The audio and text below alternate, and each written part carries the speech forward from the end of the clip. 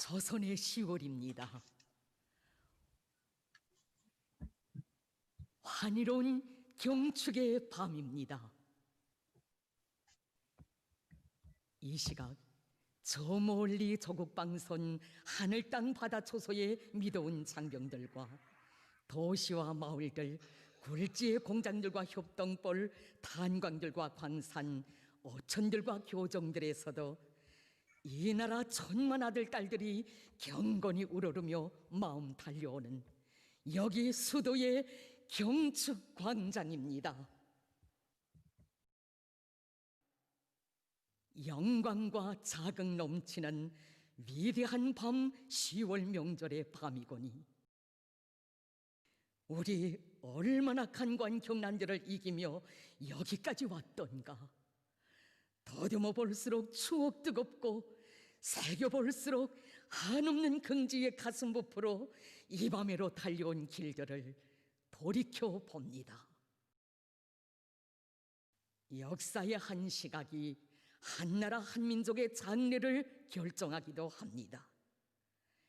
해방 후 처음으로 맞이한 조선의 10월, 우리의 붉은 단기가 힘차게 나부끼기 시작한 역사의 그날이 찬란한 오늘을 안아왔습니다. 못 잊을 그날에 위대한 힘과 부흥으로 저놈 떨칠 내조국의 앞날이 기약됐습니다. 전변의 시대, 전환의 시대, 강국의 시대, 참으로 영광스러운 75년이 흘렀습니다. 허나 그 길에는 조국과 혁명 인민의 운명을 지켜 피와 눈물과 고뇌를 걸음걸음 찍으며 약진의 대로를 한치 한치 열어간 우리 당의 천신만고가 역력히 새겨져 있습니다. 그래서 이 밤을 밝히는 저 밝음에 우리 당이 헤쳐온 세월의 모진 눈비들이 비껴오고 천만 밤을 지새온 샹도의 그 불빛들이 오려와 우리 눈곱 뜨겁게 젖어드는 것이 아닙니까?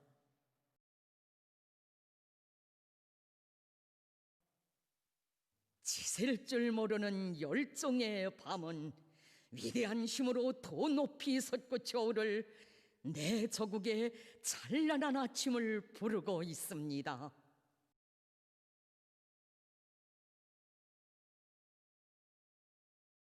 잠시 후 여기 수도 평양 김일성 광장에서는 조선노동당 창건 75돌 경축 열병식이 거행되게 됩니다. 오늘의 열병광장은 해방 후 정기적 혁명 무력의 탄생을 선포하던 역사의 그날, 마차에 기관총을 메우고 나아가던 청소한 우리 인민군대가 당의 령도 밑에 얼마나 거대한 힘을 비축하였는가를 감회 깊이 돌이켜보는 추억과 감동의 뜻깊은 장소로 될 것입니다. 이번 열병식에는 명예기병 상징 종대를 선두로 53개의 도보 종대와 22개의 기계화 종대, 총 75개의 열병 종대가 참가하게 됩니다. 열병 종대마다 지니고 있는 부대의 전통과 위훈을 합치면 당의 령도 따라 우리의 혁명적 무장력이 걸어온 자랑찬 승리의 역사가 될 것입니다. 기억도 생생합니다. 할아버지 세대로 불리우는 정규 무력의 첫 열병식 참가자들이 원자탄과 맞서야 했던 무기는 보병총에 불과했습니다. 그러나 오늘의 열병식에 참가하게 될 그들의 손자 세대는 너무도 변했고 누구도 상상 못할 힘을 가지고 세상에 그것을 과시하게 됩니다. 지금 이 시각 우리 당의 창건자이시며 건설자이신 위대한 수령 김일성 동지와 위대한 영도자 김종일 동지께서 경축광장을 굽어보시며 우리 모두에게 따뜻한 축복을 보내실 것입니다. 온 세계가 주체조선의 강대성이 힘있게 시위될 이 광장을 지켜보고 있을 것입니다. 1945년 10월 10일로부터 2020년 10월 10일 75성상 27,392일이 흘렀습니다. 우리 당이 조국과 인민을 이끌어 이 광장까지 오는 길은 결코 순탄치 않았습니다. 간관 초행길도 있었습니다. 불타는 강을 건널 때도 있었습니다. 폭풍치는 언덕에 나설 때도 있었습니다.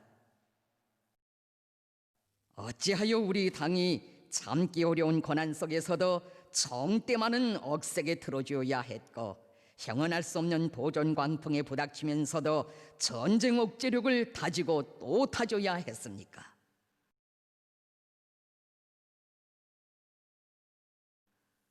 이제 우리는 인민의 감 높은 지위와 존엄을 만대로 담보해줄 억척의 지지점이 무엇이며 인민에게 줄 수 있는 사랑 중에 제일 큰 사랑이 과연 어떤 것인가를 위대한 어머니의 역사 속에서 뜨겁게 안아보게 됩니다.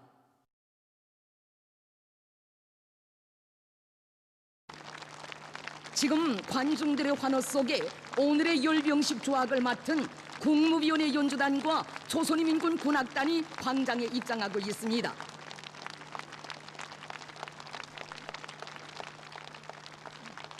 Hi, good evening from Seoul. If you are tuning into this YouTube stream, my name is Chad O'Carroll. I'm the CEO of Korea Risk Group, which is the producer of NK News, a specialist North Korea-focused publication. We have been waiting for hours for this military parade to start. It's a very unusual set of circumstances today. Normally these military parades from North Korea are shown from about 9 a.m. till about 11:30 a.m. But today it appears that the parade took place very late night, maybe between midnight and 2 a.m. So this is a very special program today. We've not done this before, but after a suggestion from one of our readers, we thought it'd be good to bring together some of our analysts to make sense of the parade as it happens live. So we've got three guests with me today. I'll just ask them to introduce themselves quickly. Ankit Panda, do you want to introduce yourself? Just let people know who you are. Sure, thanks, Chad. I'm Ankit Panda. I'm author of the recent book Kim Jong-un and the Bomb, Survival and Deterrence in North Korea, and a senior fellow at the Carnegie Endowment for International Peace. Happy to be here. Great, and we've also got Jongmin Kim here. Good evening, good morning, wherever you are. This is Jongmin Kim, Seoul correspondent in K News, and I'll be monitoring Kim Jong-un's post. And we've also got from the Netherlands, Joost Ollemans. Would you like to introduce yourself, Joost? Hi, Chad. I'm Joost, and together with my co-author, we just wrote a book on the North Korean armed forces, which is called North Korea's Armed Forces on the Path of Seung-gun. And I regularly write for a variety of websites and news agencies on the DPRK's armed forces. Great, thanks everyone. So we're currently seeing what seems to be a mixture of video clipped together of various aspects of the parade. It's unclear yet if we're going to be seeing the full show or if this is a very polished, shortened production. Ankit, can you just tell us about the significance of today and like why so many people are interested in watching this parade, just to start out?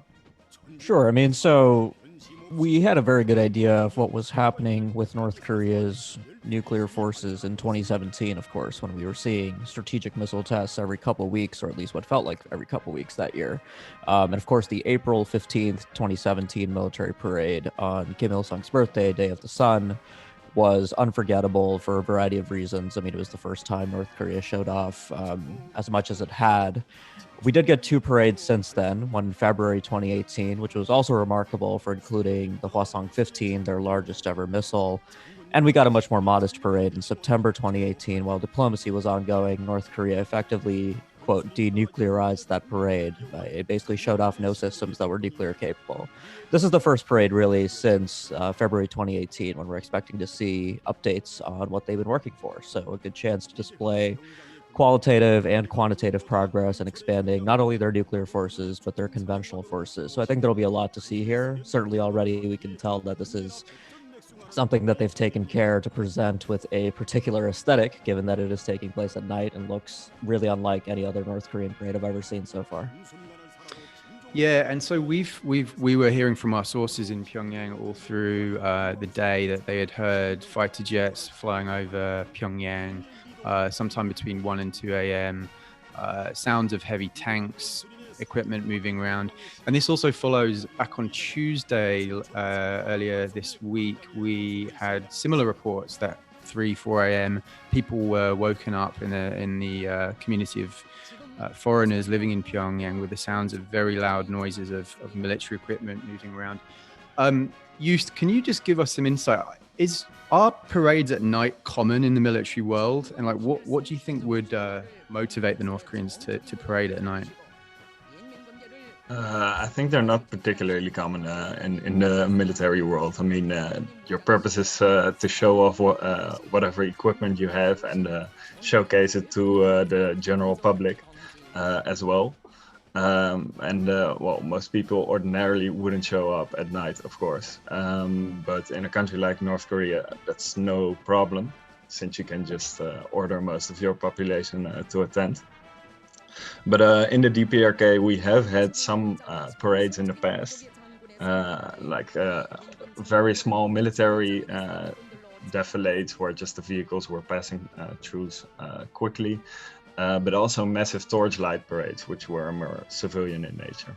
So they do have somewhat of a history with this, but a military parade of this scale, that's definitely unique.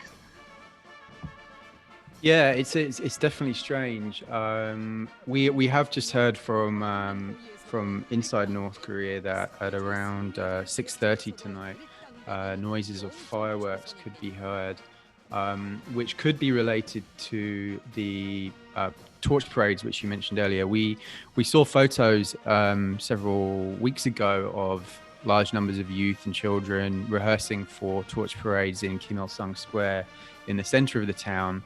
And usually those two events are segmented and separate. So we would have a military parade early in the day, followed by a torch parade later at night. And it could be that right now, though we're seeing this edited selection of video from early hours this morning, that the torch parade is actually going on as we speak in Pyongyang. Joost, is there any particular military equipment you're on the lookout at this particular parade? Anything that you've been tracking to see if it may emerge? Well, there's definitely a couple of new pieces of equipment which either featured in few parades in the past or which are slated to feature during this one. That includes a whole host of ballistic missiles which they tested in the 2018 period. But what I'm also spotting just directly from the few images we're seeing is that a lot of the personal equipment of KPA soldiers appears to have been upgraded quite a lot. So I think they're really going to go across the board on innovations this year. What kind of upgrades have you seen so far? I'm seeing some new body armor, new helmets also, and it would appear that some of their assault rifles, the Type 88, is what they use, which is an AK-74 variant. They have a very bulky new muzzle flash hider of some sort. So it's a bit blurry thus far, but I'd definitely say there have been a lot of changes in their personal equipment. So what we're seeing right now is video of troops parading, playing music, things like that. Just for those of you who are new to the world of North Korean military parades, we normally see those at the start of the parade, followed by infantry coming through in blocks of units. And after that, we tend to see a slow build-up, a slow and steady build-up of smaller, wheeled vehicles leading up to tanks, leading up to artillery and rocket systems, short, medium, long-range ballistic missiles. So it looks like the video production has gone from a sort of highlights package at the start now to potentially the full show. So we could be in for a solid hour or 2 hours, maybe even 3 hours of coverage now, which will presumably culminate in potentially a form of new ballistic missile being shown. Jongmin, have you any thoughts about how this is going from a South Korean perspective? Like what's been the mood in Seoul today? It was original and people expected that it will happen this morning. And this is all coming after all the tension in inter-Korean relations after the South Korean government worker passed away in the North Korean waters. It was kind of split this week, people anticipating the military parade. On one hand, some people were worried that perhaps new news coming out of Pyongyang this weekend will overshadow what has been going on until now. But on the other hand, people were also already expecting new ICBMs, SLBMs, and TLs to be revealed in the military parade today. JCS and the Ministry of National Defense, they have been talking about it for a while now with the lawmakers during the audit this week and beforehand as well. So it was expected that it is going to go ahead today, but I don't think anybody expected that it's going to go ahead at night, which is very unprecedented. That's right. The other thing is that we are, it's been very vague as to when this parade would start. We've had no information at all from the North Koreans, which is completely normal. I've reported on these parades a few times in Pyongyang, and even though everyone knows that we've been invited to the country as journalists to cover the parade, even until the very morning itself, be it 7 a.m., and we've gone through all the security, there is still no clue that we're going to a military parade. Our North Korean host will say we don't know what's going on, that it's just an important event. So it is, it's always kept very vague. Just if you're tuning in right now, this is the NK News, NK Pro live stream of North Korea's 75th anniversary of the Workers' Party of Korea.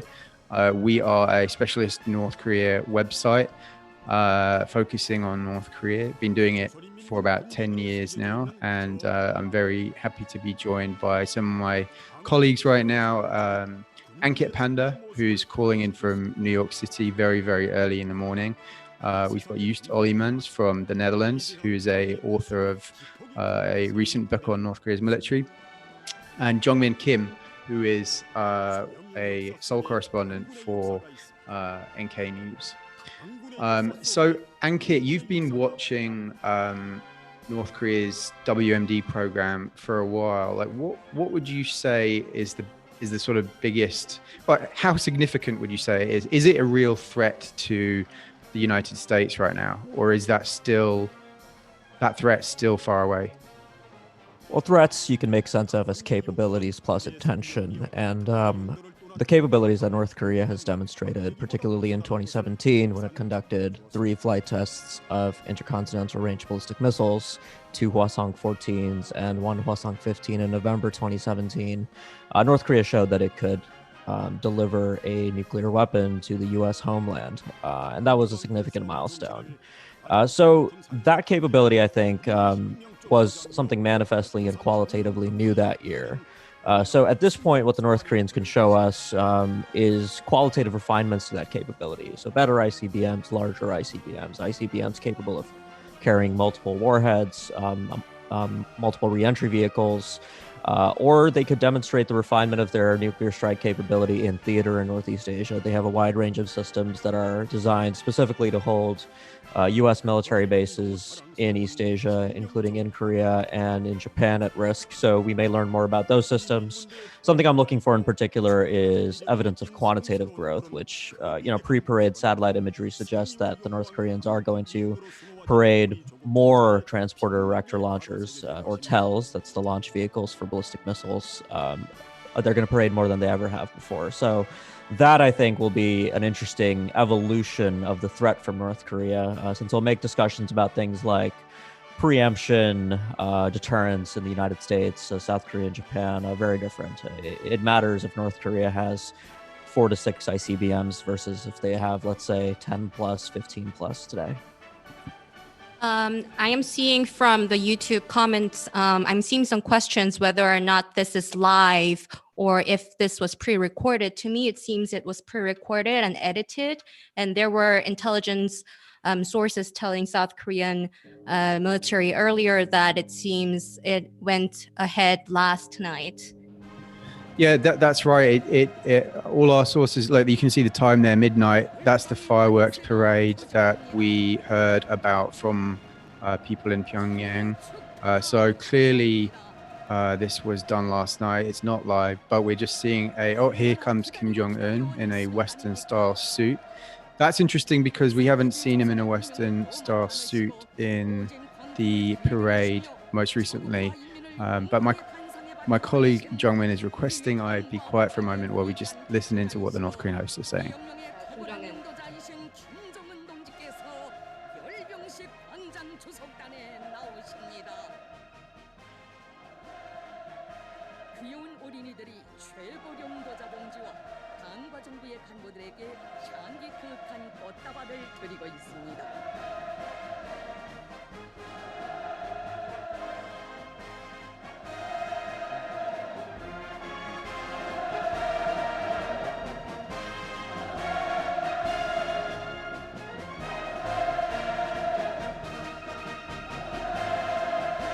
So yeah, that's Kim Jong-un entering with his trademark music.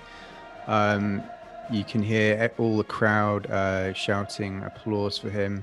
It's really quite incredible when you're there in person. People suddenly, like a bolt of lightning has gone into them, just wake up and start cheering very, very vividly when he comes in, and we can see that happening now.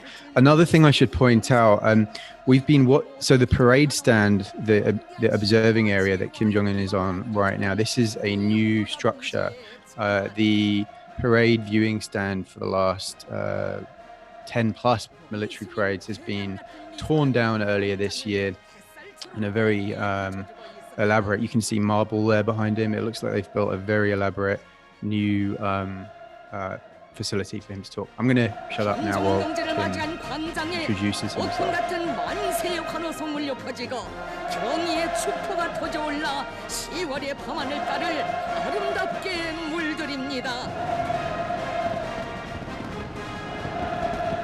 하늘땅을 진감하는 저 만세의 환호, 수명숭배의 저 폭발, 누구나 가슴속에 꽉 차있는 생각. 얼마나 기다려왔습니까? 위대한 당신을 모시기 위해 얼마나 기다려온 이 영광의 순간입니까? 김정은 동지, 영광을 드립니다. 최대의 경의를 삼가드립니다.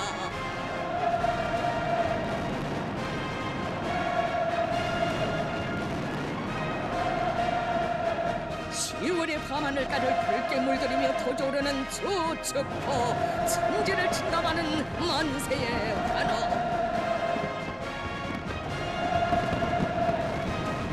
이 나라를 지켜주시고 인종만의 운명기를 열어주신 인민의 보고이, 인민의 위대한 용도자를 우러러 이 나라 인민이 덧대려는 It seems that Kim Jong-un may give a speech, so we will listen in.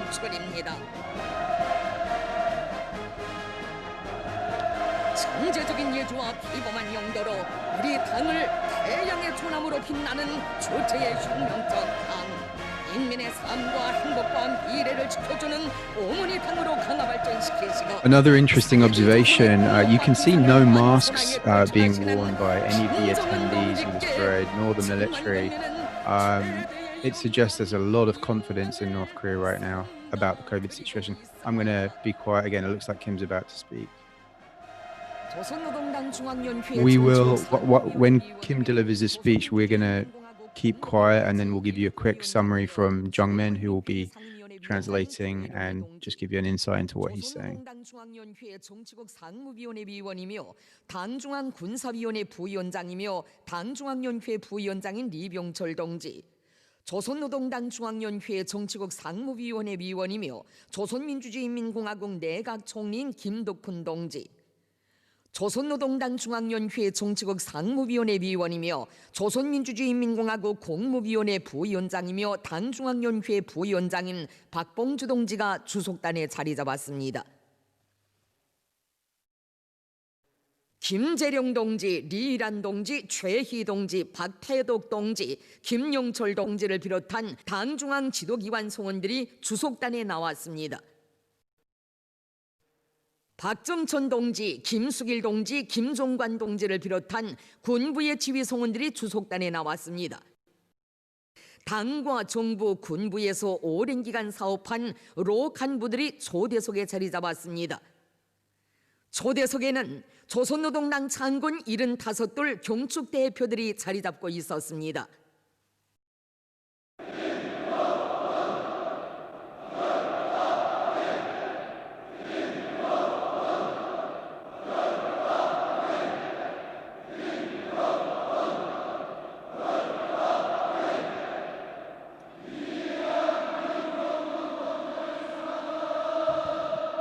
So yeah, as I was saying, this is Chad O'Carroll, by the way, from NK News.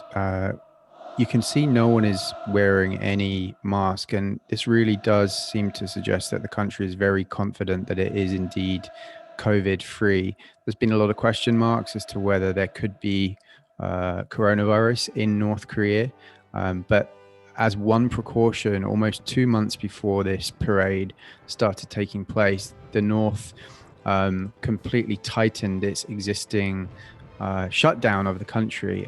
They implemented shoot to kill orders within a 1 to 2 kilometer range along the borders of China and South Korea.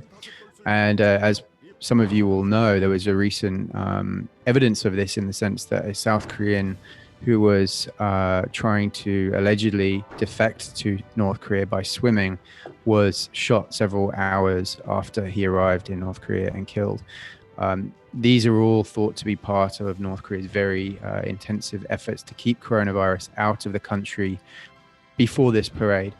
Mainly, we believe, so that the parade itself doesn't act as a kind of super spreader event. If there is one person at this parade or 2 people who are infected with coronavirus, it could be extremely damaging for the legitimacy and reputation of the Workers' Party of Korea. So every precaution has been taken thus far, but it's very interesting to see, paradoxically, that there are no masks being worn here. 지위에 올려 세워준 위대한 당에 드리는 인민의 탐없는 찬가의 미알입니다.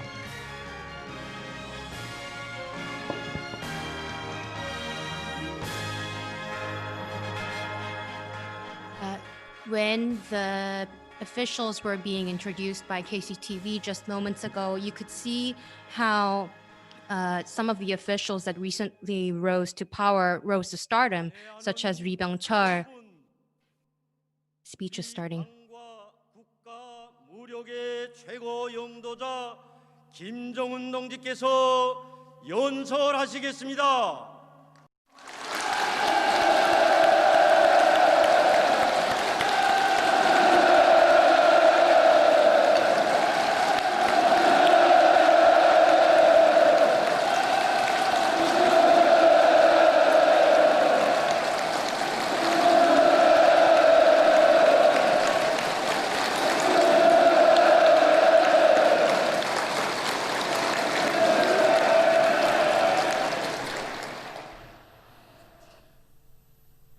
경사스러운 10월 명절을 맞이한 온 나라 전체의 인민들과 인민군 장병들, 사회안전군 장병들과 노농조위군, 붉은 청년군의대 대원들, 당 창건 75돌 경축 대표들과 평양시민 여러분,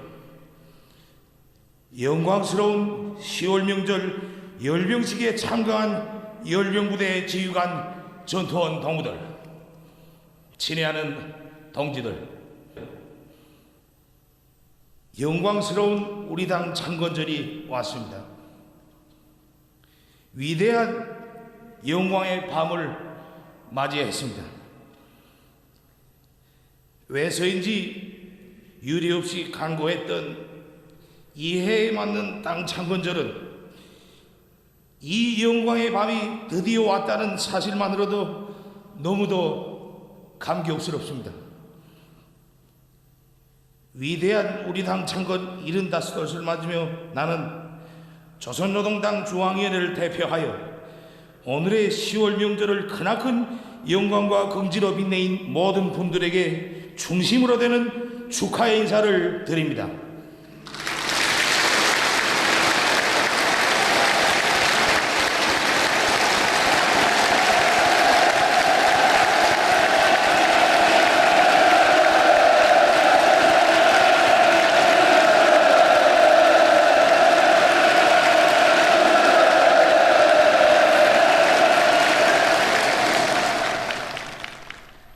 전체 우리 인민에게 뜨거운 감사와 축하의 인사를 삼가드립니다.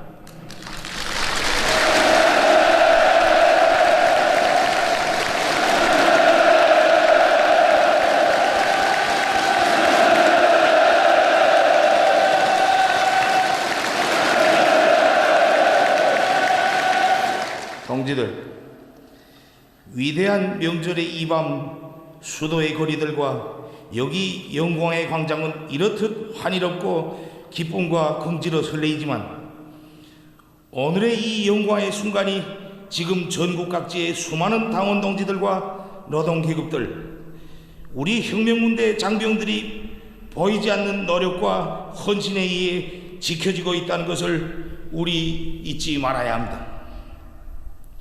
오늘의 이 영광의 순간을 안아오고 지키기 위해 올해에 들어와 얼마나 많은 분들이 혹독한 환경을 인내하며 분투해 왔습니까?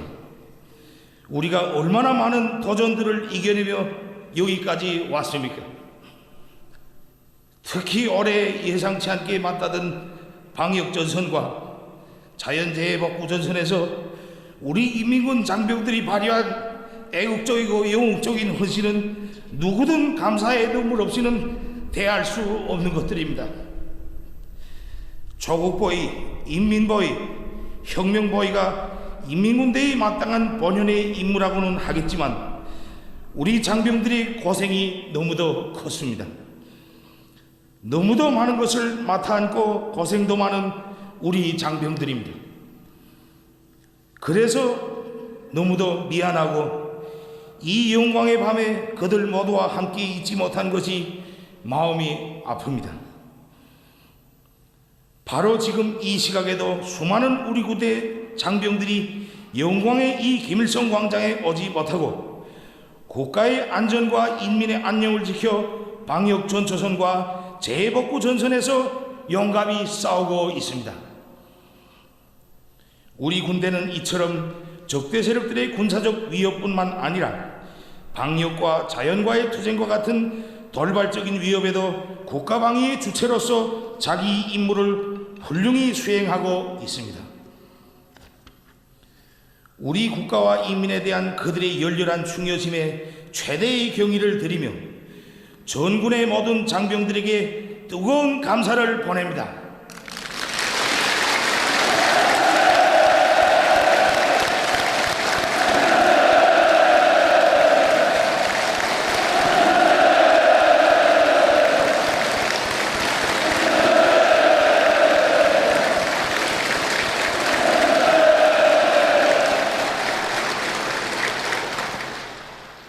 또한 자기들이 피해복구 건설 임무를 완수하고도 사랑하는 집이 있는 평양행을 택하지 않고 스스로들 또 다른 피해복구 지역으로 발걸음들을 옮긴 애국자들, 마땅히 이 자리에 있어야 할 우리의 핵심들, 나의 가장 믿음직한 수도당원 사단 전투원들에게도 전투적 고무와 감사의 인사를 보냅니다.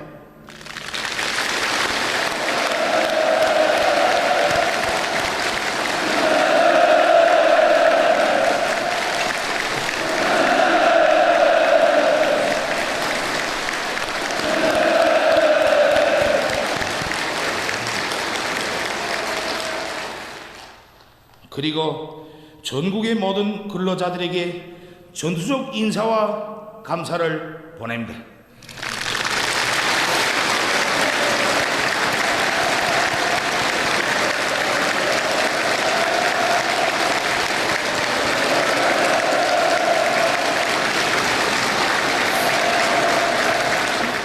자연의 재난을 털고 새마을 새집들의 보금자리를 편 세대들과 온 나라 가정들의 행복과 기쁨만이 깃들기를 축원합니다.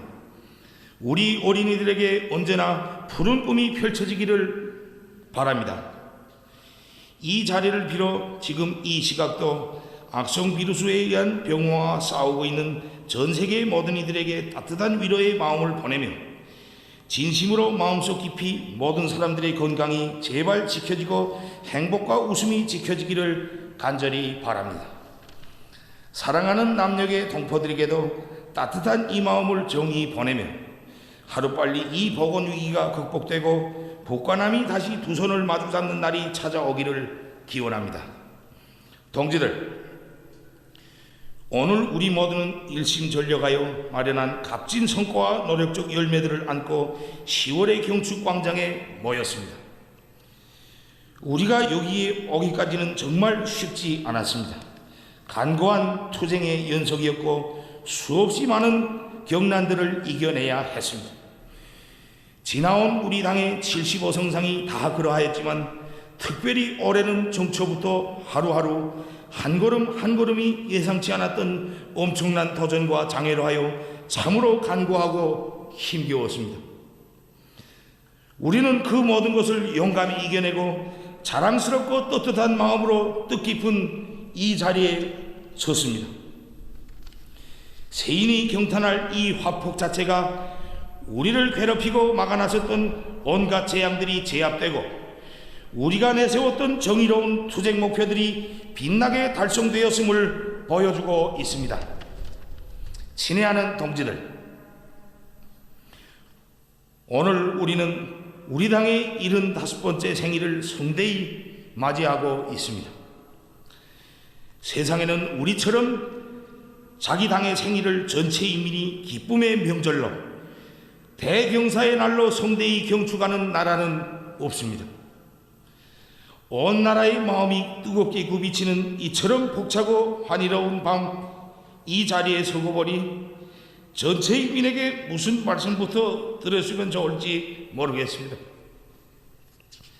우리 당이 걸어온 영광 넘친 75년사를 갈피갈피 돌이켜보는 이 시각, 오늘 이 자리에 서면 무슨 말부터 할까 많이 생각도 해보았지만 진정 우리 인민들에게 터놓고 싶은 마음속 고백, 마음속 진정은 고맙습니다 이 한마디뿐입니다.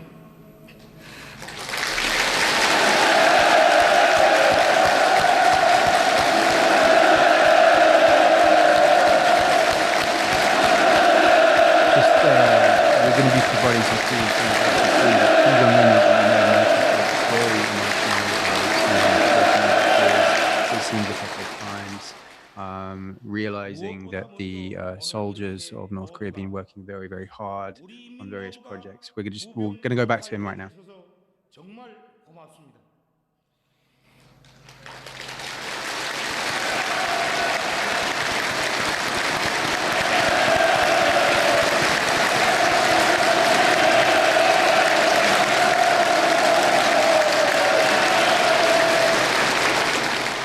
이 말씀은 꼭 드리고 싶었습니다. 한 명의 악성 비루스 피해자도 없이 모두가 건강해 주셔서 정말 고맙습니다.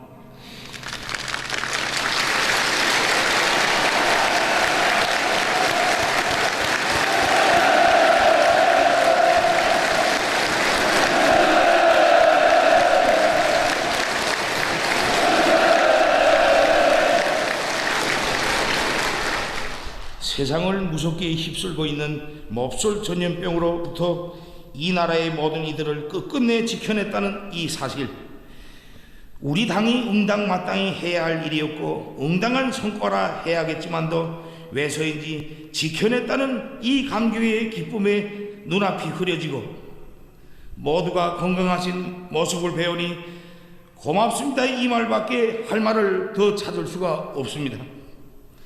세상이 놀라지 않을 수 없는 오늘의 이 승리는 우리 인민들 스스로가 이루어낸 위대한 승리입니다.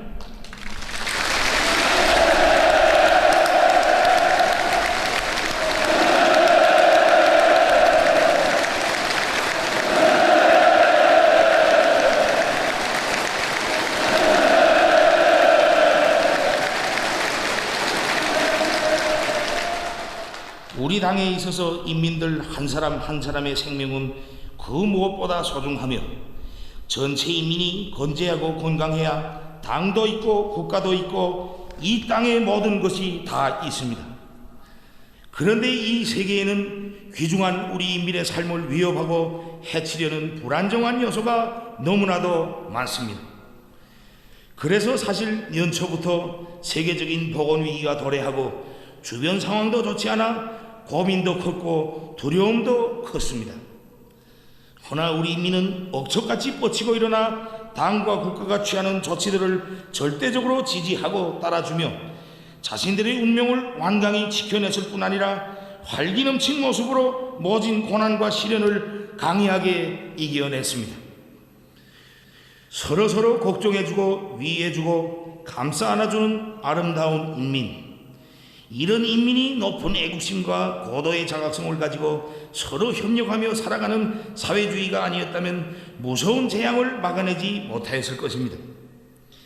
우리 인민 모두가 스스로 방역의 주체가 되어 국가와 자기들 스스로를 지키고 우리 아이들을 지키기 위한 투쟁에 한 사람같이 떨쳐나섰기에 모든 것이 부족하고 뒤떨어진 나라의 방역 부분이 일도속에 되었고 남들 같으면 상상할 수도 없는 방역 안정 형세를 유지할 수 있었습니다. 아직 풍족하게 살지는 못해도 화목한 대가정을 이루고 단 한 명의 악성 비루스 피해자도 없이 모두가 건강하니 이것이 얼마나 고맙고 얼마나 큰 힘이 되는지 모르겠습니다. 국가가 당하는 어려운 상황을 깊이 이해해주고 자기 집일처럼 떠맡는 고마운 인민도 이 세상에 우리 인민밖에는 없습니다. 지금 이 행성의 가혹하고 장기적인 제재 때문에 모든 것이 부족한 속에서도 비상방역도 해야 하고 혹심한 자연 피해도 복구해야 하는 엄청난 도전과 난관에 직면한 나라는 우리나라뿐입니다. 이 모든 시련은 두말할 것 없이 우리 매 가정, 매 국민들에게 무거운 짐으로, 아픔으로 되고 있습니다. 하지만 오히려 가사보다 국사를 앞에 놓고 국가가 겪는困난을 10가지든 100가지든 함께 걸머지며 성실한 땀과 노력으로 이 나라를 굳건히 받드는 고마운 애국자들이 바로 우리 인민입니다. 그래서 우리 당은 나라의 형편을 터놓으면 언제나 산악같이 일떠서는 인민을 믿고 인민에게 의거하여 모든 국난을 타개해 나가고 있는 것입니다. 늘 우리 인민들은 우리 당에 고마워했지만 정녕 고마움의 인사를 받으셔야 할 주인들은 바로 위대한 우리 인민입니다. 우리 인민은 75성상 일편단심 우리 당을 받들고 성스러운 혁명 위협을 자기의 피와 땀을 아낌없이 서슴없이 바쳐 지켜주었습니다. 가장 간고하고도 시련에 찬 혁명의 길을 헤쳐온 우리 당이 이 피어린 여정을 승리와 영광으로 수놓을 수 있은 근본 비결은 다름 아닌 우리 인민이 당을 진심으로 믿어주고 따르며 우리 당의 위협을 지켜주었기 때문입니다. 언제나 현명한 스승이 되어 지혜와 슬기를 주었고 무한한 힘과 용기를 안겨주었으며 결사적으로 옹의하고 성심으로 받들어주며 당의 구상과 노선을 빛나는 현실로 만들어준 역사의 전능한 창조자인 위대한 우리 인민을 떠나서 어찌 우리 당의 영광 넘친 75년사에 대하여 한순간인들 생각할 수 있겠습니까? 당에서 대고조를 호소하면 천리마를 타고 호응했고 대건설을 작전하면 속도전으로 화답했으며 당의 결심을 몰부를 가림없이 무조건 실천해내고야만 하는 위대한 인민이 항상 곁에 있었기에 우리 당은 언제나 든든하였고 어떤 국경 속에서도 이 땅에 기적의 연륜을 새겨올 수 있었습니다. 나는 진함없는 충효심과 굴할 줄 모르는 투지, 성실한 노력으로서 세상 풍파를 다 뚫고 넘으며 위대한 10월 명절을 승리의 단상에 떠올린 우리 인민의 모습에서 앞으로 75년이 아니라 750년, 7500년이라도 당을 따르고 지켜줄 하늘 같은 힘을 온몸으로 뿌듯이 받아 안게 됩니다. 동지들, 하늘 같고 바다 같은 우리 인민의 너무도 크나큰 믿음을 받아 안기만 하면서 언제나 제대로 한 번 보답이 따르지 못해 정말 면목이 없습니다. 제가 전체 인민이 신임 속에 위대한 수령님과 위대한 장군님의 위협을 받들어 이 나라를 이끄는 중책을 지니고 있지만 아직 노력과 정성이 부족하여 우리 인민들이 생활상 어려움에서 벗어나지 못하고 있습니다. 그럼에도 우리 인민들은 언제나 나를 믿고 나를 절대적으로 신뢰하고 나의 선택과 결심을 그 무엇이든 지지하고 받들어주고 있습니다. 설사 그것이 더 큰 고생을 각오해야 하는 것이라 할지라도 나와 우리 당에 대한 인민의 믿음은 언제나 무조건적이고 확고부동한 것으로 되고 있습니다. 이렇듯 강렬하고 진정 어린 믿음과 고무 격려는 나에게 있어서 그 어떤 명예와도 바꿀 수 없고 수억만 금에도 비길 수 없는 가장 소중한 제부이며 두려움과 불가능을 모르게 하는 무한대한 힘입니다.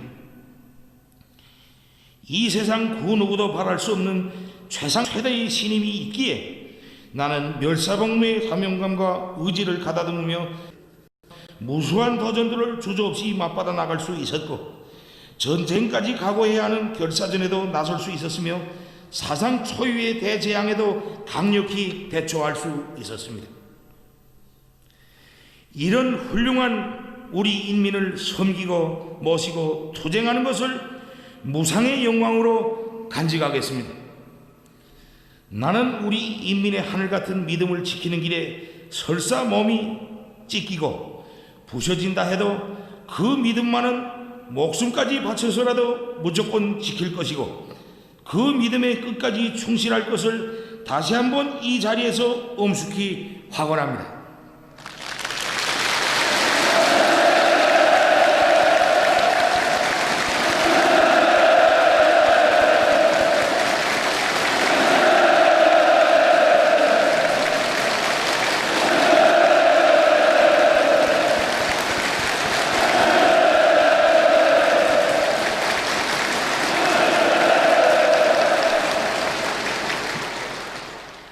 존경하는 나라 전체 인민들 여러분, 정말 고맙습니다.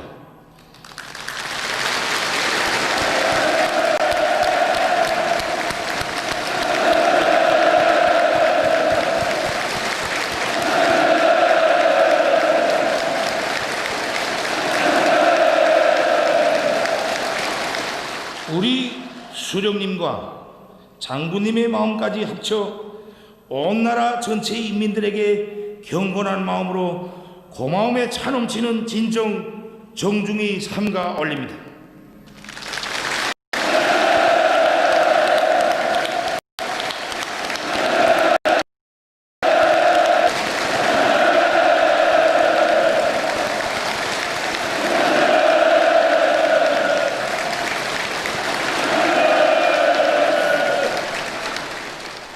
동지들, 우리 인민을 억척으로 지키고 더 높이 떠받들며 부름없이 잘 살게 하는 것은 나와 우리 당의 제일 사명이고 확고부동한 의지입니다. 우리 당은 이미 우리 인민이 존엄이고 생명인 사회주의를 굳건히 수호하고 우리 인민이 영원히 전쟁을 모르는 땅에서 자자손손 번영할 수 있게 평화수호를 위한 최강의 군력을 비추게 놓았습니다. 위풍당당히 정렬한 오늘의 이 열병 대오는 조선노동당이 자기의 혁명군대를 어떻게 키웠는지 또한 그 군대의 위력이 얼만큼 강한지 똑바로 알 수 있게 할 것입니다. 불과 5년 전 바로 이 장소에서 진행된 당 창건 이른돌 경축 열병식과 대비해 보면 누구나 잘 알 수 있겠지만 우리 군사력의 현대성은 많이 더 변했으며 그 발전의 속도를 누구나 쉽게 가늠해 볼 수 있을 것입니다. 우리는 자기 당의 혁명 사상으로 튼튼히 무장하고 자기 혁명利益에 전적으로 복무하는 충실하고 강력한 국방과학기술대군과 군수노동계급을 가지고 있습니다. 우리의 군사력은 그 누구도 넘보거나 견주지 못할 만큼 발전하고 변했습니다. 우리가 직면하고 있거나 맞다둘 수 있는 그 어떤 군사적 위협도 충분히 통제 관리할 수 있는 억제력을 갖추었습니다. 우리의 군사력은 우리식, 우리의 요구대로, 우리의 시간표대로 그 발전 속도와 질과 량이 변해가고 있습니다. 우리 당은 우리 국가와 인민의 자주권과 생존권을 건드리거나 위협을 줄 수 있는 세력은 선제적으로 제압할 수 있는 군사적 능력을 제일 확실하고 튼튼한 국가 방위력으로 규정했으며 그를 실천할 수 있는 군사력 보유에 모든 것을 다해왔고 지금 이 순간에도 부단한 갱신 목표들을 점령해 가고 있습니다.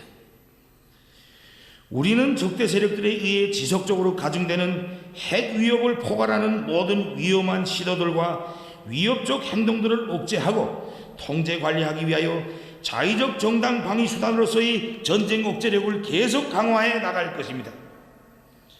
국가의 자주권과 생존권을 지키고 지역의 평화를 수호하는 데 이바지할 우리의 전쟁 억제력이 결코 남용되거나 절대로 선제적으로 쓰이지는 않겠지만 만약 그 어떤 세력이든 우리 국가의 안전을 다쳐놓는다면 우리를 겨냥해 군사력을 사용하려 든다면 나는 우리의 가장 강력한 공격적인 힘을 선제적으로 총동원하여 응징할 것입니다.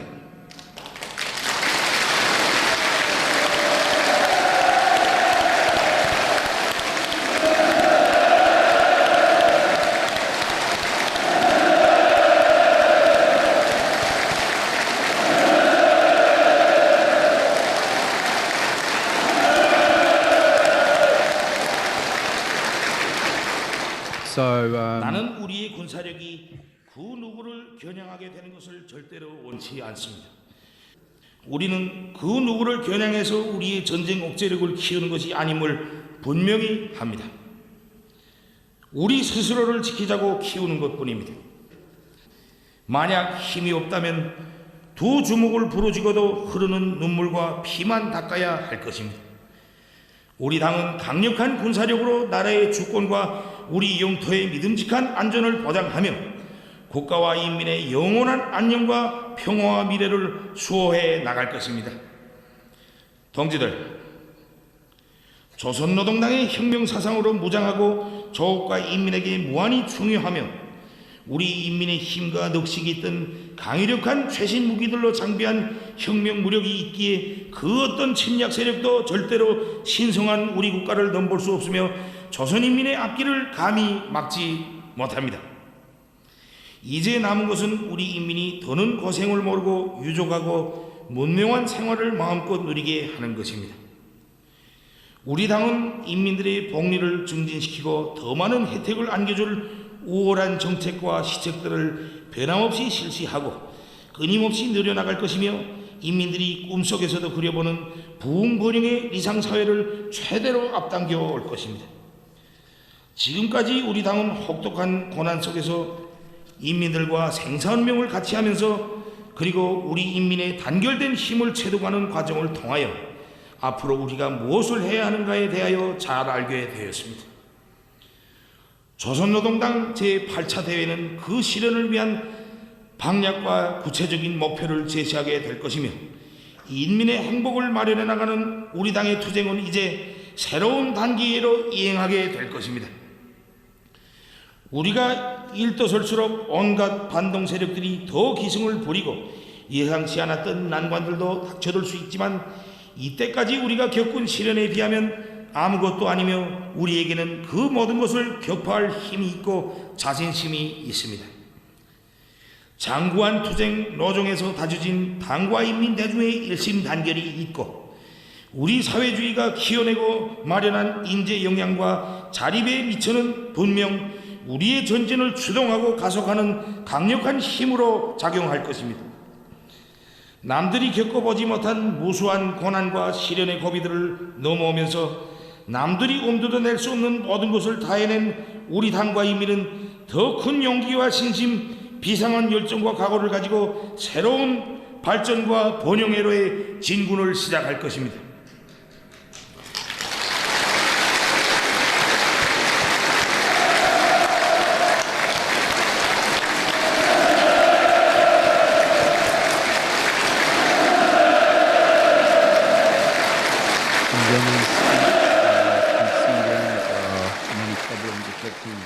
at the moment. As you probably saw earlier, quite emotional. We're just going to go back to him now. 우리 인민을 위하여, 인민들에게 더 좋은 내일을 안겨주기 위하여 무진 애를 쓰며 정성을 다해 일해 나가도록 더더욱 엄격한 요구성을 제기하고 투쟁하도록 하겠습니다.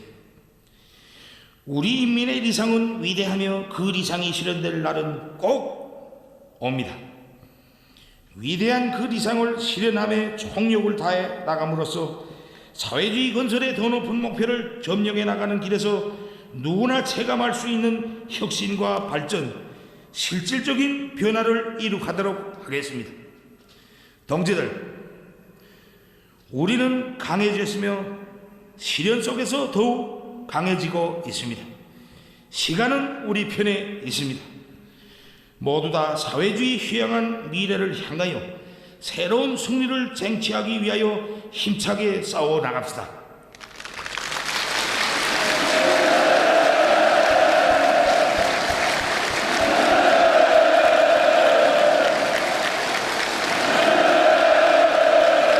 So Kim Jong-un is talking about the grave economic problems afflicting the DPRK right now, or North Korea. COVID-19 problems, the country is totally isolated. He's back. We will continue. One moment. 그리고 변함없이 우리 당을 믿어주시는 마음들의 충심으로 감사를 드립니다.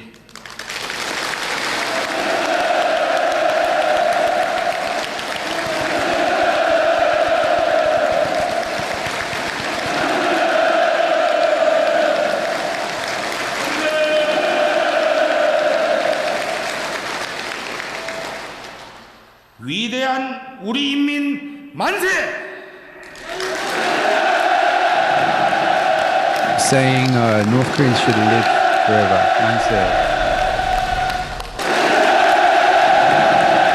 And you can see the fireworks going off in Pyongyang. Just a reminder, this is taped late last night, probably around almost 1 a.m. I'd say by this stage, given the tape's been rolling almost an hour since the broadcast started. Now, Kim Jong-un's speech is over. I'm going to pass the mic over to Jongmin Kim, who is our sole correspondent here at NK News. She's been carefully transcribing everything so far and can give us a brief summary of what's being said. I had a rough transcription just now. The main theme of today's Kim Jong-un speech was how much hardship North Korea has been going through this year, including COVID-19 prevention efforts, flood damages, and multiple typhoons.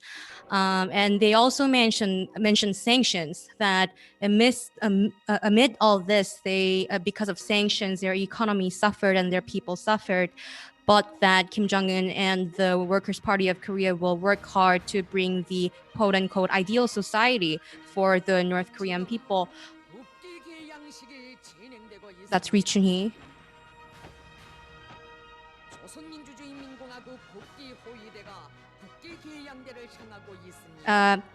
So yes, the main theme was how much hardship they have been going through, and Kim Jong-un led his speech starting with how sorry he feels for the soldiers of the country. If you have been following North Korea news for the past few weeks and months, because North Korea suffered from typhoons and floodings, Kim Jong-un ordered the soldiers to actually go to those places to reconstruct the towns, which they claim that they actually did in some places. So he was thanking them, and he was shedding tears for how much hard work their soldiers have been, how much effort their soldiers have been pouring on these projects, and how it aches him that they couldn't be here because they were still at the recovery projects. Another emotional moment for Kim Jong-un's speech that evening was that he said that he's so grateful for the North Korean people for staying alive and not contracting COVID-19. He claimed that no North Korean person has contracted COVID-19, and he was very much relieved that the country was not the country did not suffer actual confirmed COVID-19 cases. Also, if you have been following news, you could see that WHO has been actually just echoing North Korean government's argument that there has been no confirmed cases despite thousands of testings going on in North Korea. Another important part was that Kim Jong-un actually mentioned South Korea. It only has been weeks since Kim Jong-un personally apologized for the death of the South Korean worker in North Korean waters. Although he did not mention that incident, he said something very similar to the letter he sent to President Moon in early September. In the speech for the October 10th anniversary, this time he mentioned that he hopes everybody around the world stays healthy and overcomes COVID-19, including South Korea, and how he extends his warm greetings to the compatriots in South Korea. And he hopes for a day that South Korea and North Korea could hold hands again. After they overcome all that. That kind of warm message towards South Korea, it has been a while. We saw something like that since Moon Jae-in and Kim Jong-un met before on the Paektu mountain. So right now we're seeing the flags being raised to the sound of music. This is what happens at the very start of North Korean military parades every single year. So it's a sign that the actual military parade aspect is about to begin imminently. As Kim Jong-un looks down, it looks like with Hyun Sung-wol, the picture's a little blurry, but he's ready to observe the parade. You can see some pilots here. This is very unusual to see these edited scenes of pilots getting ready to get into use. Are these MiG-29s? Can you fill us in? Yes, these are MiG-29s, the North Korean MiG-29s, and I also saw some Sukhoi 25s. Those are basically the two most advanced aircraft which North Korea possesses. And they then shot past some Romeo-class submarines, which are Soviet-era submarines, which are still some of the largest submarines the North Koreans use. So yeah, it looks like they're showing the tape of the pilots getting ready, because about 15-20 minutes into these parades we normally see flybys, low flying aircraft. You'll get the MiGs and the Sukhois doing a low fly formation, and then normally you'll see some propeller planes blowing smoke in colors, or depicting the numbers of the year of the anniversary, which is 75 this time. So it looks like, the production here is really significantly evolved compared to the last two military parades I've seen.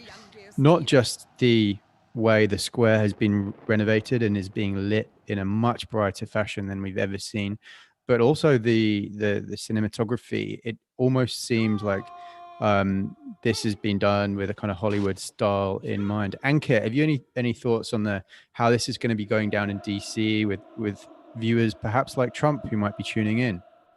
That's true. It is around the American president's time to wake up early in the day. I suspect the news will filter in as the day goes on. Given that this is taking place early, a lot of Washington will be waking up on a Saturday to learn about whatever North Korea is about to show off. But I suspect it will have the effect of raising North Korea on the diplomatic agenda here. It has started to drift down, particularly as the U.S. enters the final stretch of the election. But if Kim Jong-un was hoping to have that effect, I suspect this intriguingly produced parade will have that effect. So one thing we've been wondering about today, as the day went on and video was still absent, we were wondering, is it possible the North Koreans may not actually release this video? Would it be more in Kim Jong-un's interest to be ambiguous about military capabilities so close to a US election? What kind of strategic tactical gains in DPRK-US relations do you think the North Koreans will get, Ankit, by revealing significant military capabilities, potentially new strategic weapons, so close to an election where presumably they want to try and keep warm relations with Donald Trump, but we don't know. So yeah, I'm just curious, what's the value that North Korea gets from this with the US DPRK relationship? I mean, I think the logic for diplomacy is similar to the purpose of conducting missile tests in 2017. It's a reminder that North Korea continues to expand and refine its nuclear forces, and if the U.S. is interested in stopping that progress or stopping that growth, then they will come to the table and do a deal with North Korea that will cap that, and whatever North Korea wants in exchange for that, it should get effectively. So what we're seeing with this parade, I mean, if there is an external purpose, I mean, I happen to think a lot of what we're seeing today does have a very strong internal messaging component, as we just saw from Kim Jong-un. But for the purposes of the outside world and for the United States, it is a reminder that the longer the U.S. waits, that North Korea will continue to grow. That time is not on the side of the United States. Yeah, that's interesting, and I think you've got a comment here. Yeah, I just thought it was interesting to note that these vehicles you're seeing the North Korean general standing in, these are being shown for the first time. As in, during the last parade, they showed us some of these infantry mobility vehicles, heavily armored jeeps, and they were new then too. These are of a new type. So they're showing us that they are ramping up production of such armored vehicles, which are also seeing in a lot of Western countries, of course, or modern militaries across the world. And we're also seeing white horses. Jongmin, any comments on that?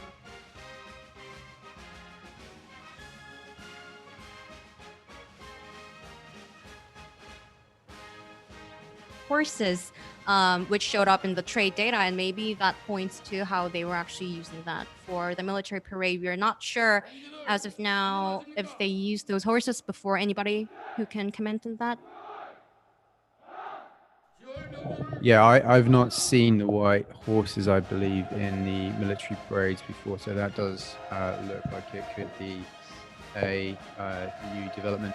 Now, you'll have heard us talking earlier on about Kim Jong-un being emotional about the state of the economy, what's going on in North Korea broadly. Just for those of you who are unfamiliar, this has been a really tough year for North Korea. We've seen the country under chronic sanctions since 2017, which former US ambassador to the United Nations, Nikki Haley, in 2017 said would basically prevent North Korea exporting almost 90% of the value of its entire normal exports.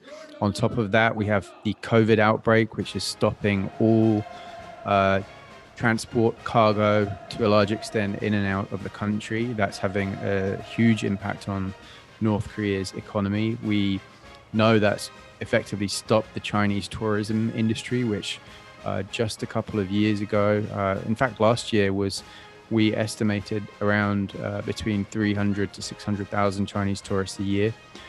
And on top of that, two other sets of problems. We've had really grave weather this year in Korea, particularly in August. And we've seen 3 back-to-back typhoons, 2 of which really hit the north pretty badly. We saw flooding. And if that wasn't enough, we've seen Kim Jong-un several times this year complain and berate his own officials for economic mismanagement, corruption, things like that. So you add this all together, and there's no end in sight right now for COVID or the sanctions, and you can start to understand why Kim Jong-un may be upset to a degree about the performance of his leadership, because just 4 or 5 years ago at the 2016 7th Congress, Kim Jong-un was talking up a new 5-year economic plan. We were expecting to see that pay dividends for the North Korean economy. It's not worked out very well. A lot of large state economic projects have stalled or are frozen in incomplete states. And the really interesting thing, I guess, will be to see how, if those problems translate into military problems. Ankit, we haven't seen missile tests for a long time. Do you think that could be potentially due to these economic problems translating into obstacles for the military?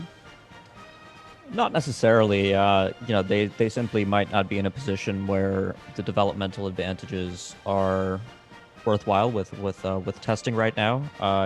We should note that we have seen a resumed testing campaign beginning in 2019 and carrying into early this year. But notably, that has involved the testing of systems that North Korea has presented to the outside world as non-nuclear, with the exception of one test of a submarine-launched ballistic missile. When North Korea does test, it anticipates, particularly of the strategic long-range systems, it anticipates external costs, potentially in the form of sanctions. The Trump administration, I think, showed that after the SLBM tests last October, that wasn't really a risk anymore for North Korea. So it is possible that they may return to testing. But just in terms of the calendar, what we notice in the Kim Jong-un era is that testing tends to wrap up, with a few exceptions, by October. So the months of November, December, and ultimately January tend to be a little bit slower for missile testing. Okay, and tell us what you're seeing. There's lots of new military capabilities here. What's standing out to you so far? Yeah, really. From the lineup that they were just showing us, I can see a variety of types that have never before been shown. So absolutely tons of the roughly 600 millimeter oversized rocket systems, which they've shown tested a year or two back. But also new air defense systems, what seemed like new main battle tanks, really all across the range, new and very modern looking equipment. Am I right in thinking the camouflage on some of these has changed as well? Or is it the light? That might be the lighting. As far as I can tell, this army drab green is pretty common. And my colleague Colin Zverko, who you can follow on Twitter, he says he spotted some Pukguksong 3 solid fuel missiles. Has anyone else seen those? Had not spotted them yet, but perhaps. I spotted a range of Pukguksong 2 medium-range ballistic missiles. Those are the ones that have been in mass production since the diplomacy began with North Korea, so I'm actually quite curious to see how many we'll see. It looked like to me they might have as many as at least 8 in a lineup. That wouldn't be shocking, but I'm curious to see if there's more. And these are important because which city do they have in range that most people don't think about, Ankit? Yeah, so the Pukguksong 2 is basically a system that allows North Korea to hold all U.S. facilities in South Korea and Japan's main 4 islands, so not Okinawa, at risk. And so, the North Koreans have conducted military exercises with the Pukguksong 2 and missiles of similar range, showing that, they have the capabilities to strike specific facilities, including Iwakuni, a base in Japan where the U.S. Marine Corps is based. So it is a significant capability. It is a solid propellant missile, so it's much more responsive compared to North Korea's older liquid propellant Scud missiles. So it is a capability that they feel is an important contributor to their nuclear deterrent. And if memory serves, the first time this was tested was in February 2017. And at the time, I seem to remember it was a day where there was some kind of large-scale Chinese political gathering. Relations between the two countries weren't going very well. And some analysts pointed out that the roughly 1,000-kilometer range could also hit Beijing, and that might be part of the message. I remember that. Yeah, I think the North Koreans actually broadcast some footage from space when the missile was on its lofted flight trajectory. That was one of the first times they showed an image of the Earth taken from the reentry vehicle of the Pukguksong 3 of the Pukguksong 2, and you could see part of China. I'm not sure that was part of the messaging, but yes, I believe it was around the time of the first Belt and Road Forum in Beijing. So it was inopportune timing for China.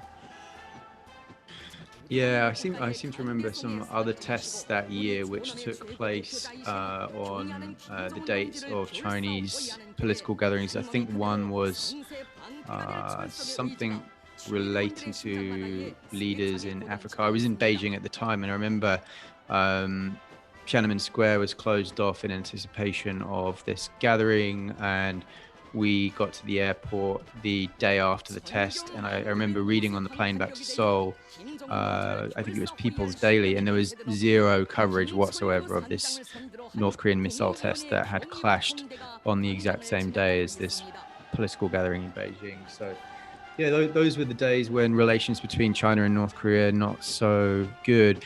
We have been hearing, though, very unverified reports in the Daily NK, which is another publication focusing on North Korea here in Seoul, that while no foreign diplomats are being allowed to attend this event, that there has been a very special exception made for Chinese diplomats who have apparently been allowed to enter the country without going through the traditional quarantine processes, who have only been tested on their, with a thermometer, etc.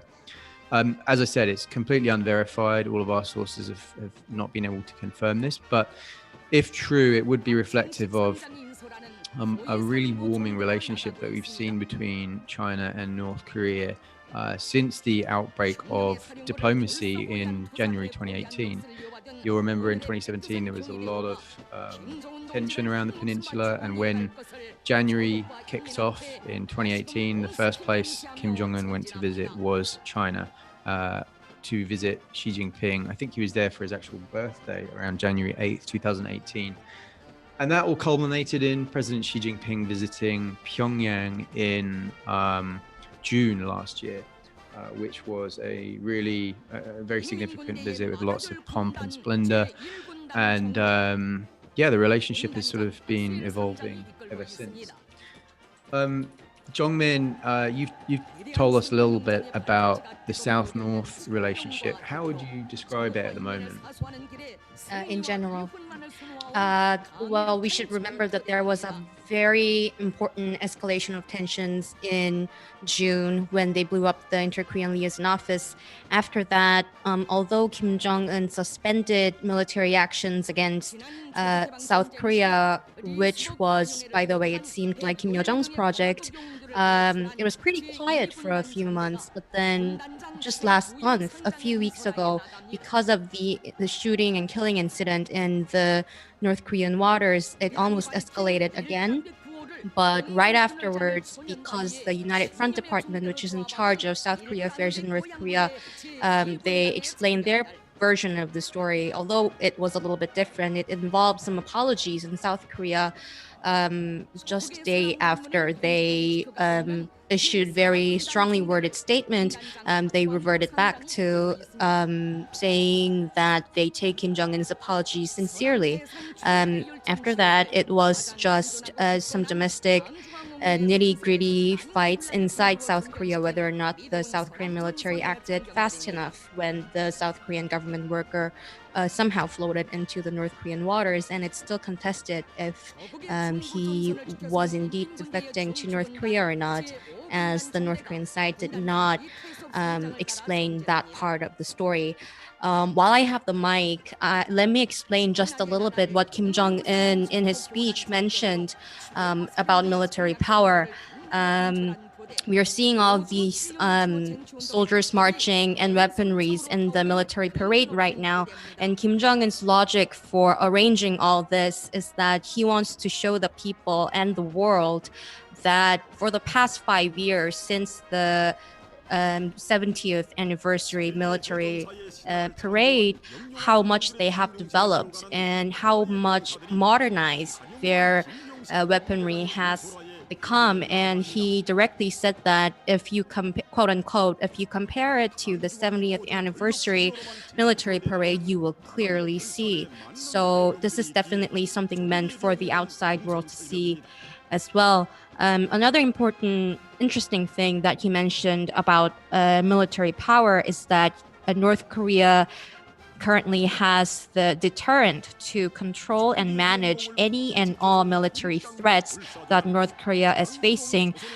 Kim Jong-un did not mention any specific countries like United States or South Korea or Japan or whatever, but this was very similar to what Kim Jong-un has been saying in the December plenum. Kim Jong-un said that whoever tries to attack us preemptively, we will do the same thing using our if they notice it, they will use their strong military power to punish them. Although Kim Jong-un made a disclaimer that their improvement of military power is for defense purposes and the war deterrent is for the self-protection, and that they will try as hard as they can not to use them preemptively. He mentioned nuclear threats as well, although also not referring to any specific countries. And he also mentioned that it seemed like he's trying to stay low-key a little bit about this. He said that the military power that North Korea is trying to develop, it's not for the sake of targeting anybody else, but it's just for the sake of deterrent. So all in all, to me, it seems that Kim Jong-un tried not to stay away from being overly provocative, it seems. Anki, a few thoughts on that nuclear doctrine? Yeah, so we've been trying to piece together North Korea's precise nuclear doctrine from a range of sources. There's a 2013 law that codifies a bunch of things about the conditions under which North Korea might use nuclear weapons. We have information on targeting from not only various missile tests, but other propaganda events, most famously in 2013, when North Korea released, quote, the map of death that showed a number of targets in the United States. But it's interesting to hear Kim Jong-un, rule out things like a preemptive strike. There has been some confusion in the past about North Korea potentially declaring, no first use, that it wouldn't use nuclear weapons first. I think that that's a little overstated. The North Koreans tend to emphasize a negative security assurance, so they claim that they will never use nuclear weapons against a state that doesn't have nuclear weapons and a state that isn't allied with a state that has nuclear weapons. So that's bad news for South Korea and Japan, who do benefit from American extended deterrence. But it's an interesting choice of language that I think, as Jung-min correctly says, messages, that's a useful message internally, codifying that the treasured sword, the nuclear deterrent, remains capable and remains well-honed, but it doesn't explicitly threaten the United States. That said, my interpretation of North Korea's doctrine, at least from what I've been able to piece together from a variety of sources, is that they do intend to, they reserve the right to use nuclear weapons first, and really their the deterrent value of their nuclear weapons, as far as they perceive it, is very much wound up in that credible ability to deploy nuclear weapons first against whoever their adversaries might be, primarily to stall and degrade the ability by the United States and allies to conduct what North Korea fears will be an invasion of its territory. Thanks. Now, Joost, you're a specialist of North Korean conventional military technologies, infantry, etc. Talk us through what you're seeing. Yeah, that's right. What we're seeing is a very broad modernization of the personal equipment of. And of course, we have. Sorry, Joost.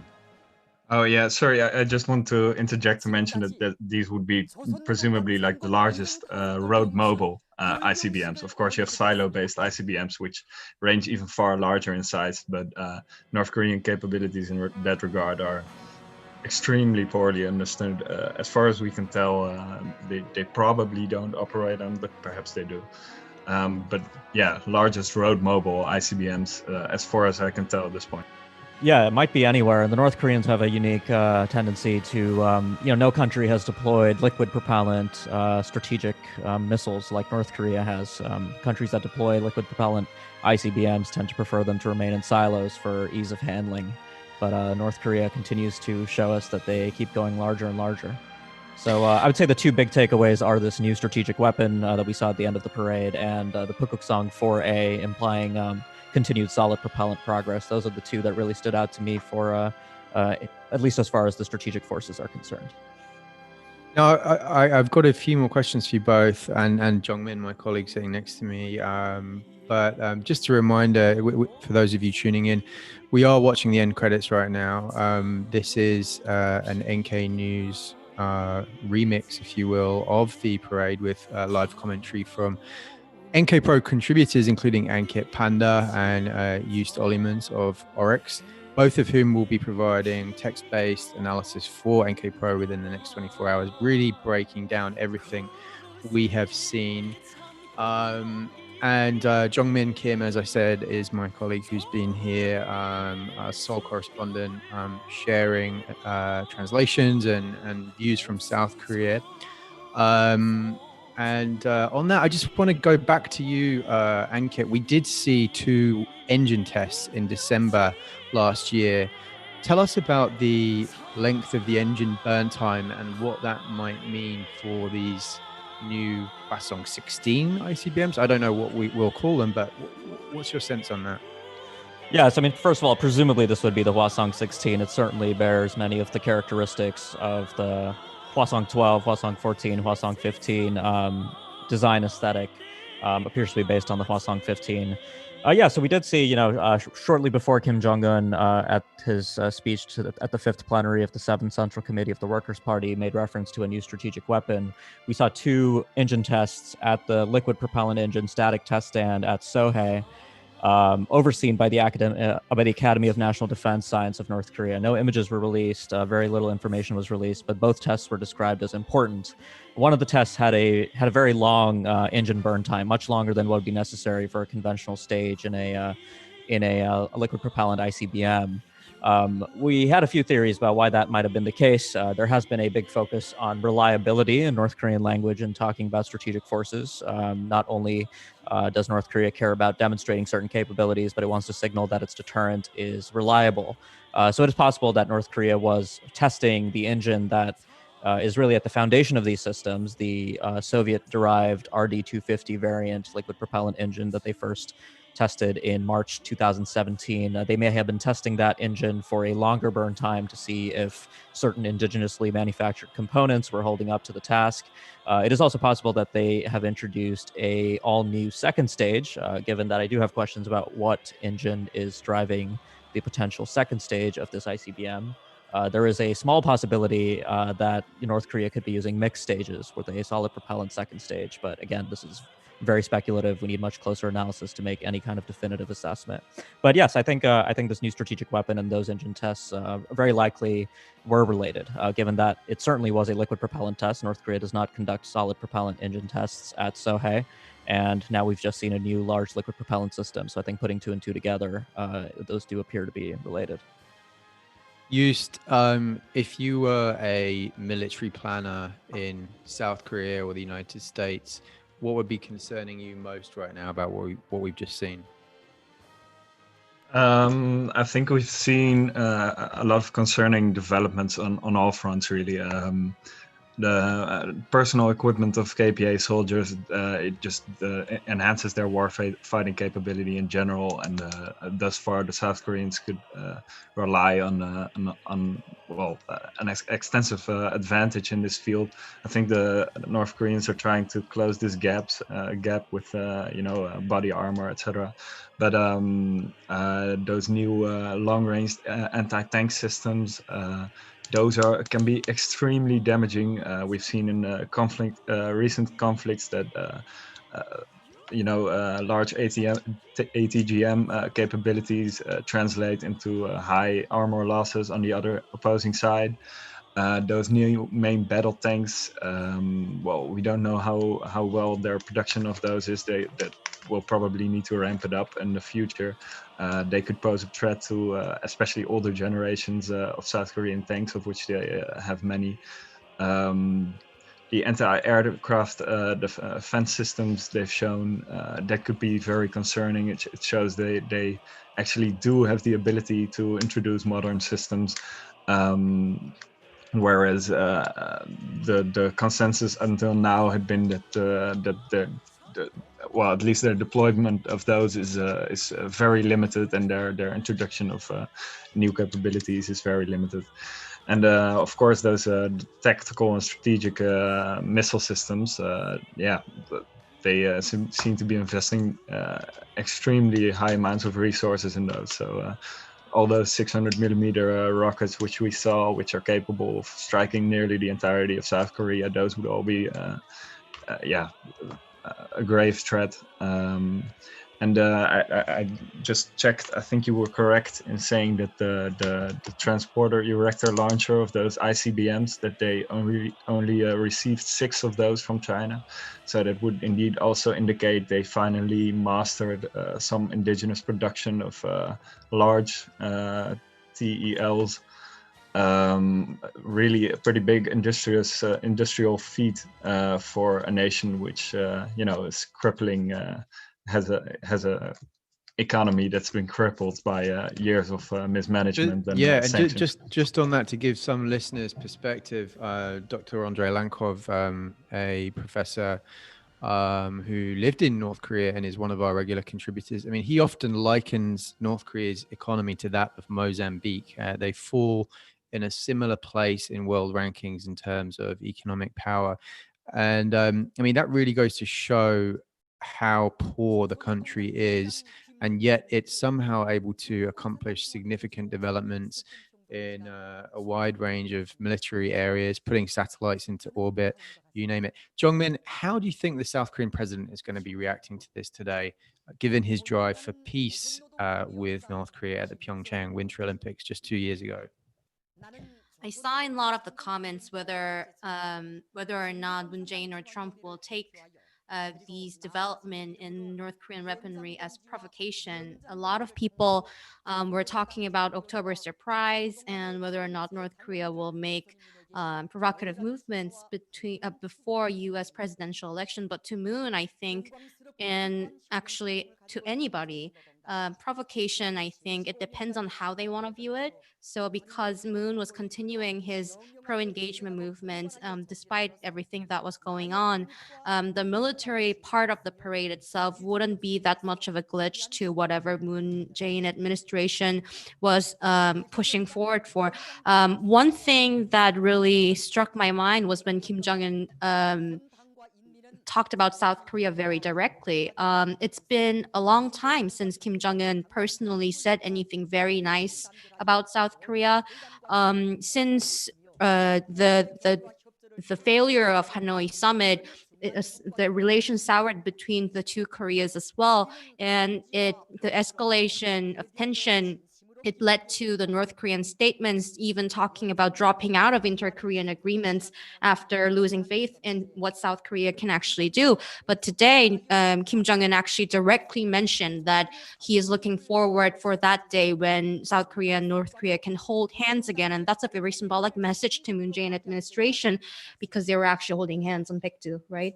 And these Minjok thing, these Korean people thing, the symbolic messaging, I think it was very much intended, and how Kim Jong-un framed it as a warm greeting about COVID-19 prevention measures. I think it sort of signals that maybe inter-Korean engagement and cooperation may start at one point in the close future as well, because Moon will take this as a signal for North Korea wanting to engage with South Korea as well.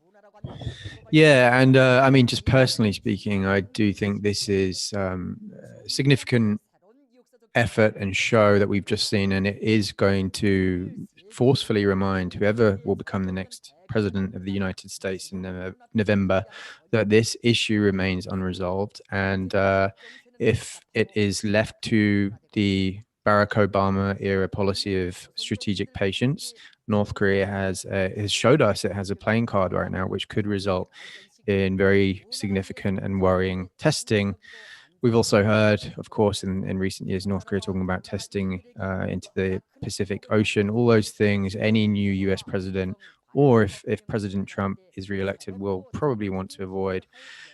With that, as we wrap up, I'd love to hear some final thoughts. Ankit, how about you? Let's hear your concluding analysis. Yeah, no, I think just to reiterate the point that you made, I mean, the Singapore Declaration, where Kim Jong-un signed his name onto a piece of paper saying that he would work towards the denuclearization of the Korean Peninsula. I think tonight's parade just tells us, I mean, how far we've come just since that summit, and North Korea very much continues to show progress despite all measures taken by the international community to stymie its economy. It remains committed to nuclear weapons as the cornerstone of its national defense, and of course, that's not to underemphasize the new conventional weapons we've seen, but really I think the big picture here is that North Korea's nuclear forces continue to grow. I mean, this is the 5th ICBM design that we've seen North Korea parade through Kim Il-sung Square, and I think it's quite likely that this one is slated for testing, unlike the first 2 ICBM designs that they showed off in parades. So it looks like the KN-14, or sorry, the Hwasong 14, Hwasong 15, and now apparently what may be the Hwasong 16 are going to be the topic of conversation for weeks and months to come. Joost, what's your assessment overall?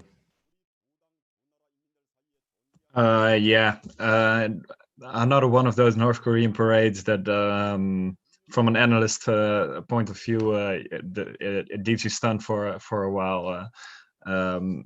So many new systems. There's really a lot of analysis ahead to try and figure out how much of these represent immediate improvements in technology, how much of these are just tentative and they'll try to get under control in the near future, and in what numbers. And if you're trying to figure out where they may have procured this technology, you can always find some lineage of weapon systems to other countries. Perhaps there's been sanctions violations. We've got a lot of stuff to figure out here. Indeed, we do. Jongmin, any final thoughts?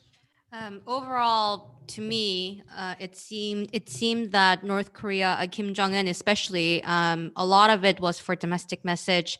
I think the message was like, we were going through a lot, but we have we are overcoming that, and despite all of what happened, we have developed these missiles. One thing that stood out to me is that they didn't really mention Pyongyang General Hospital, which was due October 10th, unless I missed anything. But sometimes these construction projects, they are quietly delayed or are finished a little bit afterwards, so we will have to keep an eye on that. Also, I think a lot of language that Kim Jong-un used, it pointed to how they will be gearing up whatever resource they have for the January Party Congress. In the January Party Congress next year, they will be announcing a new 5-year economic plan. So if we have a chance, if we can do something like this again, it will be very interesting to see how they will frame it, because this time it was quite convenient because they had COVID-19 to blame and flood to blame and typhoon to blame. But if they cannot come up with any solid achievements by January, it will be really hard for them to say anything, especially during the New Year's address, if they do anything like that. My final thought is that I'll become very busy. I'm an inter-Korea relations beat reporter, and to me, it seems that a lot of inter-Korean attempts for inter-Korean cooperation, we will see a lot of them in the coming weeks or months. I think Moon will be in a very big dilemma because domestically, a lot of opposition party lawmakers, they're criticizing South Korean administration for being too soft with recent North Korean behaviors. But from Moon Jae-in's perspective, this was a definite olive branch coming from Kim Jong-un. So we'll have to see how it pans out. I just, thanks all for your comments. All of this just brings me back to Kim Yo-jong, Kim Jong-un's sister, who she was commenting about the US Independence Day celebrations back in July, earlier this year. Thinking about it now with the hindsight that we have, it almost seemed like it was sarcastic. We all know President Trump was trying to have a military parade at some point, and she was commenting in that letter to President Trump in her remarks, stating that it would be lovely for him to send a DVD so they could check the US fireworks display. And it really does look tonight or last night like the North Koreans have far eclipsed any US Independence Day celebration I've ever seen. We've seen far more military equipment revealed today than any other parade in DPRK history, and I think this one is going to go down in the history books. On that, I would like to draw a close to this NK News, NK Pro live commentated video cast. I want to thank Ankit, Jungmin, and Yust especially for all your great commentary. If you are not a subscriber of NK News, sign into the website tomorrow. Join. It doesn't cost much, just a few dollars a week for a standard NK News subscription, and you'll be able to read some of our analysis on this. I want to say a massive thanks to Nils Weissensai, who has devised all the technology for today. It's been it's worked a treat, I think. We couldn't have done it without him. Also want to thank Collins Verco, Michelle Choi, and our editor, Kelly Kasulis, all of whom have been working hard today to help with coverage. And last but not least, I want to thank my wife, Julia Jungmin, for all the support and our new baby Leia. I know I've not been here today, but I hope you understand why. Lots of love. All right, on that, I just want to wrap up and say thanks everyone for tuning in. And yeah, we will be back maybe in Pyongyang next time. Okay, with that, thanks everybody.